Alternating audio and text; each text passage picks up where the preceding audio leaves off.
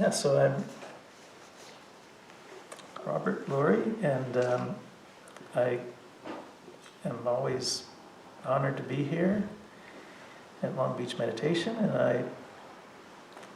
I don't really count how often, but it's maybe 4 times a year or so that I lead the Sunday sitting group. So driving down from Silver Lake, and had a theme today of being kind to ourselves. And actually, looking at the talk, we are asked to have the talk, have a little description and have the title, I don't know, maybe a month before.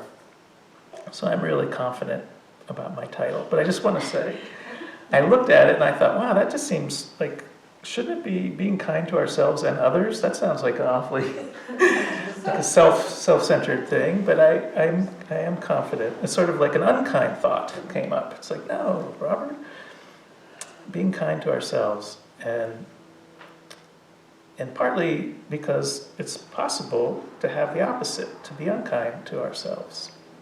And that was really the intention. I just want to say, certainly always fantastic to be kind to others, and also it is possible through cultivating kindness to ourselves that we naturally are kind to others, that follows. I think a really good metaphor, this is great for people who have flown on airplanes. I know not everybody has been on an airplane, but there's an instruction that if something happens with oxygen, there's going to be oxygen that comes down, and that if you have an elder or a child or someone you're taking care of, that you put the oxygen mask on the other person, or on yourself, you put it on yourself first. And that's very counterintuitive, I think. You put it on yourself first so that you can take care of others. So it might be, I want to put the oxygen mask on my elder or my child first. It's just so, but the idea is to put it on ourselves first so that we can keep breathing, so that we can help the person next to us. So there's a little bit of this this metaphor in how important it is to take care of ourselves, and whether it be in everyday life or in sitting practice. I'm just curious. Maybe I know there's folks out there. Hello out there. But it's hard to see you, and just want you to know I'm acknowledging that, asking everybody here, if you ever notice that there might be different voices or committee members in your head during meditation or everyday life. I see there's some people shaking their heads, like different committee members. At least a dozen people up here. There's a dozen. Yeah. Anybody else?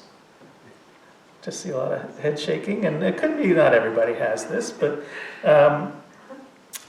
so this idea of even just knowing that it's natural to have different thoughts, and that include voices in our heads, and it can be good to get to know them. And this is like a great way to know how our minds work. So it could be that in sitting meditation, there's different voices that arise and different thoughts, and they might be representative of different committee members. And by getting to know them in regular practice or in daily life, we get to know how our minds work. And if we ignore them, it's very possible that those thoughts and committee members can really drive our behavior in ways that are not always kind to ourselves, or go on autopilot. And so this is maybe another way of saying to observe the mind, to observe how thoughts arise quite randomly. And these are types of thoughts that aren't necessarily discursive or volitional. So this idea that thoughts can be, I like to think of them as bubbles sometimes, that bubble up like in soda water. Like you lay a glass of water, there's bubbles, or soda.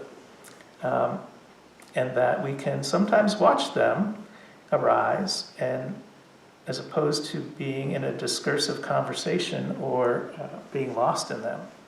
to notice that they arise. And by naming them, knowing that they're committee members, it can actually be a playful type of curiosity. To name the committee members is a way to identify them, as opposed to them being like hidden below the surface, like in a basement, just down there screaming things. So maybe a few examples would be like a slick talker. There could be a slick talker, like a trickster, for temptation.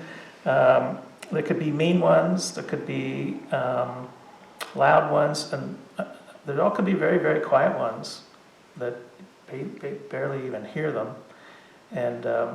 And so this can be a beneficial way to even name them. Like sometimes I've been with many people with this type of practice, and people give them names, and so they can identify them in a way that they're not identifying with them. It's like, oh, that really isn't represent how I want to behave or how I really want to act in the world.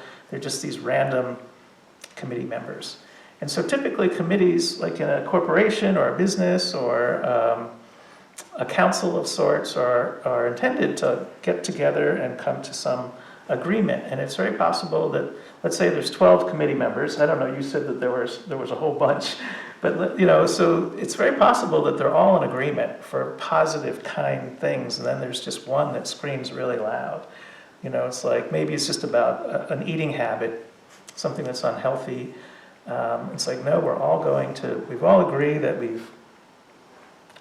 one scoop is enough. But then there's like, there might just be the one, the 12th one that's the loudest, is like, no, I'm gonna eat the whole container.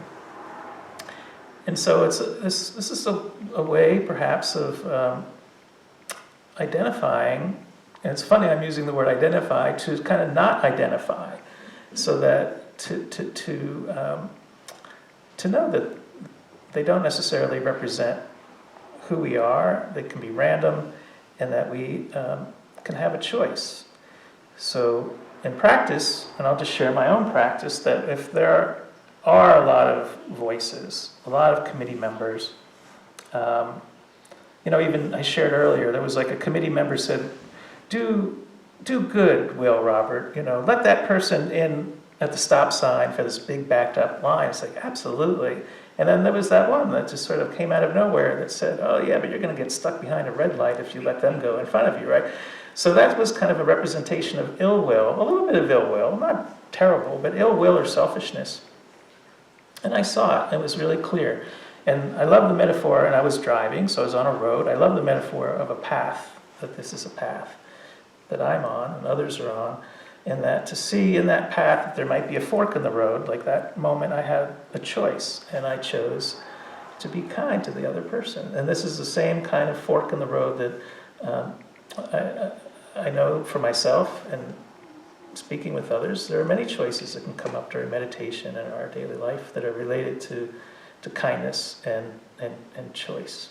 It could just simply be in practice to, if there could be self-deprecating thoughts, to cultivate kindness, to come back to being with the breath or whatever the object of meditation is.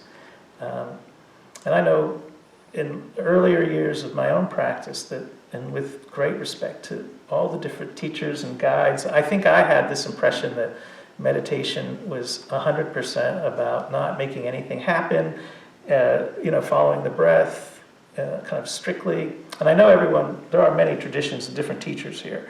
So I'm just being cautious about that as I share. And at the same time, having studied with a great teacher, doing retreats and study with Bhikkhu Bodhi, learned in particular from him that if there are like thoughts of ill will during meditation, or something that just starts to go in this direction, that it is perfectly fine to move from like a concentrated meditation of the breath or sound or whatever the object might be for you, and to pause and do a moment of loving kindness for yourself, or if it's ill will towards someone else, to see, oh, ill will has arisen, and to make this choice to do a reflection.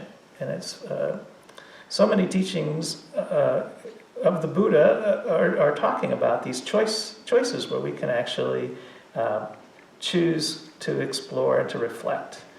And this is an example from Bhikkhu Bodhi, who's a modern teacher, it's fine to take a moment to do loving kindness towards yourself, like I said, or another person, just a few rounds, could even be for a few minutes, like say in this 30-minute meditation, and then return back to this more focused breath meditation or open awareness practice, whatever your choice is.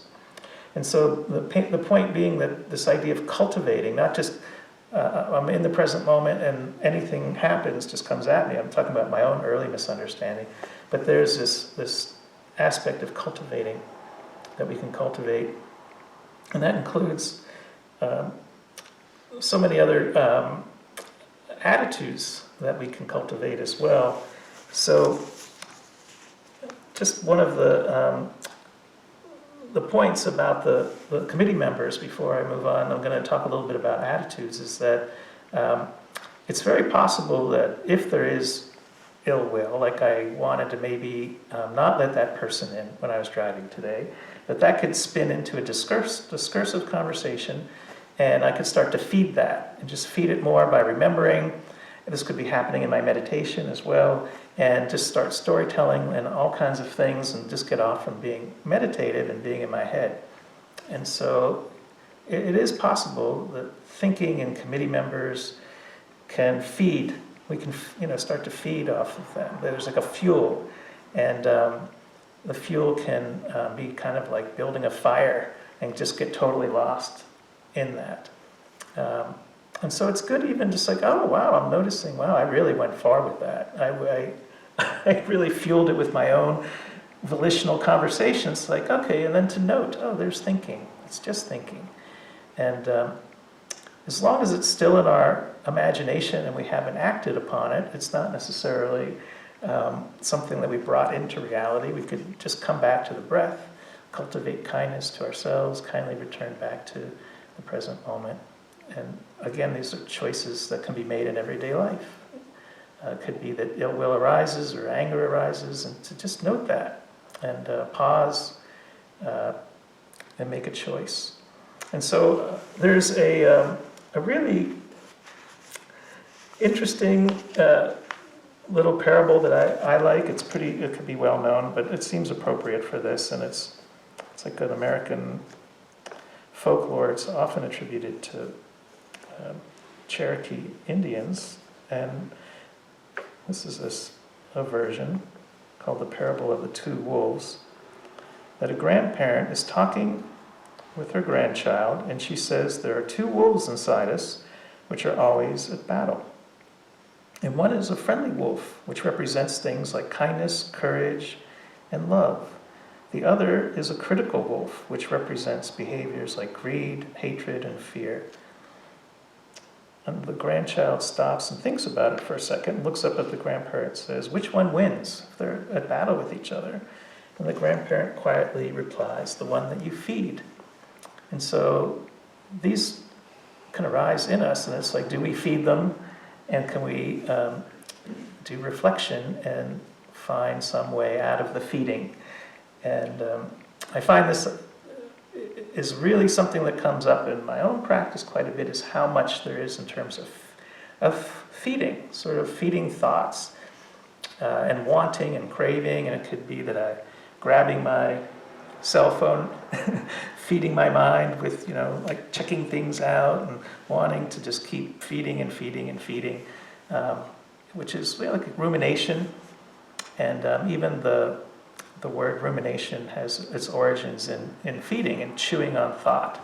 So this idea that we can chew on these thoughts as they arise, including whatever comes up with committee members. And oftentimes they can be negative. And I'm just curious, anybody have that happen where the thoughts are negative?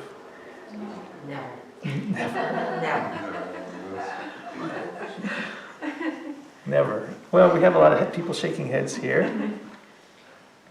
And so this idea is idea of feeding and fueling is something I love. So many great metaphors and suttas. This idea of feeding fire, and what are the fuel that continues to feed things like self-criticism or classically in Buddhism, what continues to feed greed or wanting or feed aversion or hate or feed delusion. And so this idea that we can feed our thoughts. But when we notice it, we can wake up to that. It's like, oh, I'm actually adding to this. I'm feeding this. And there is an opportunity there to choose that. There's a fork in the road. Like, I'm going to choose to stop fueling it. Especially fuel's so expensive these days too, right? I'm joking, but it's like we can take that, the fuel out of the gas pump for those of us who drive. It's like, oh, I see it. I see I'm feeding it. And that could be the beginning of stepping back and making a choice. Goodwill could be a better happiness. It might feel good for a moment. It's like a small happiness to get angry or to, even at ourselves, like there's some energy or catharsis, but it could be, like a little small happiness, and that a greater happiness is to choose to like stop feeding it, take a few minutes to pause, or if we're in practice, just to kindly coming back to the breath. Another way of even noticing, like self-monitoring, which is such a big part of practice, is self-monitoring, the heart, the sensations of the body, the thoughts, what's going on in the present moment, being with just what's here. And if there is discursive thinking or that critical voice, those committee members, to even notice maybe in different forms how that might arise, just like an attitude. It could be resetting with an attitude, the intention at the beginning of a practice, or today when I drove, even considering my drive as a practice, that was going to be a practice. And to have the intention, this could be a beautiful meditation, even with whatever arises. But the breath, it's a beautiful breath. It's really a beautiful drive. Well, there's a lot of traffic, but it's a beautiful day.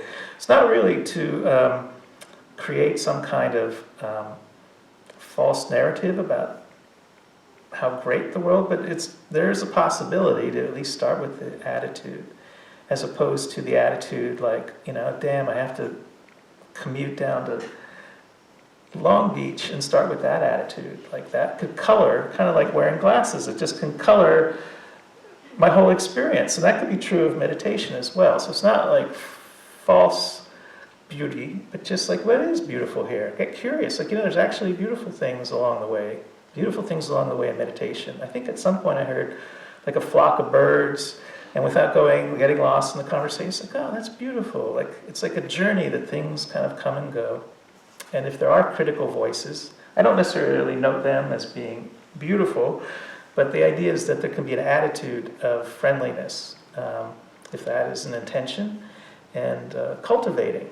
And getting back to that idea of cultivating, which is related to connecting in wholeness with ourselves, what's possibly already here, like this idea of cultivating what's already really, really deeply here, but maybe is being blocked by obstacles of a lot of those thoughts. Thoughts tend to get in the way quite a bit.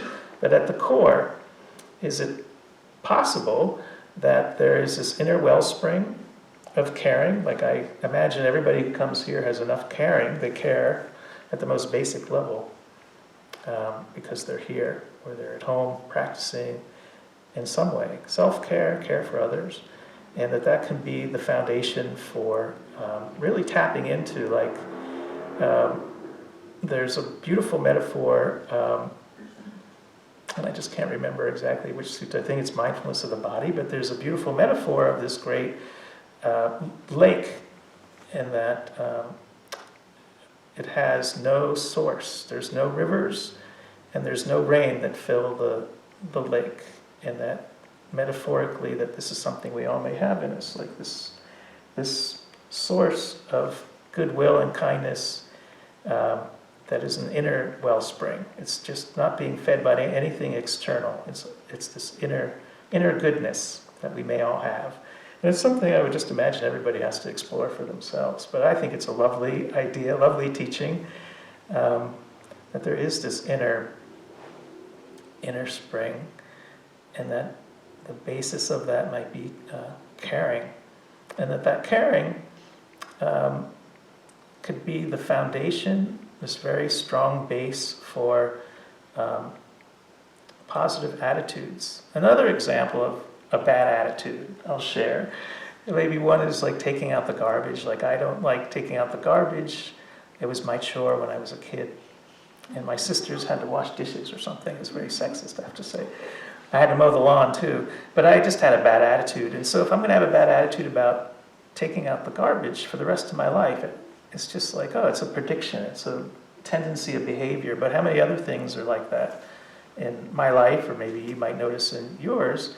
And it's like, okay, well, I notice I have a tendency, a habit to have this bad attitude. And is it possible just, oh, that's an opportunity to get more fresh air, to think of it as like clearing the garbage from my life, kind of like a ritual, or I might see a neighbor, or hear some birds, or how many positive different approaches or attitudes can I try on, almost like trying on a new pair of glasses or mindset. And I already mentioned commuting is a good example. So the idea of being kind to ourselves may be cultivating and exploring positive attitudes. And I know it's easier said than done, but it's still something to explore that I know for myself has been a great practice that goes hand in hand with cultivating these higher attitudes. So that's what I'm kind of transitioning, that they're actually, some people translate the heart practices, the Brahma Viharas, another like very pragmatic English translation are the higher attitudes. And so those attitudes, very well known, they're also called best homes. Some people refer this idea of abiding, like we dwell in a home, that we could dwell in an attitude. And the attitudes are very similar to like a psychological posture. Like we have a posture. The posture is so important in meditative practice that we have a posture of our mind. And that posture of our mind is an attitude. And those classic highest attitudes, Brahma Viharas, best homes, are loving kindness, compassion. Some people refer to it as appreciative joy and equanimity. And so there's 4 attitudes that can be cultivated, or heart practices. And at the base, as I shared earlier, can be simply care. One that I think is really extremely beneficial, certainly all 4 of them are, and I do think they're all founded in having some of each of them together. They all seem to interact, and is compassion. In particular, it has to do when suffering arises, and to be okay to face suffering when it's here. And sometimes it's the instinct is when there's something very painful, like suffering, to turn away from it and want to feel better, not face the truth of it. And with compassion, it's kind of this radical acceptance of just not pushing it away, being with it and facing the truth of what is painful. And that can often lead to like growth and change, an open mindset, and healing. And to cultivate compassion daily in a way that maybe even every hour there's a moment for compassion, because there's always something that can, and equally loving kindness and joy and equanimity, all 4. So this idea of abiding, I know I could start to offer to do practice in each of these 4, which I'm just looking at the time. So I'm going to offer one for a few moments, and then we're going to end with loving kindness.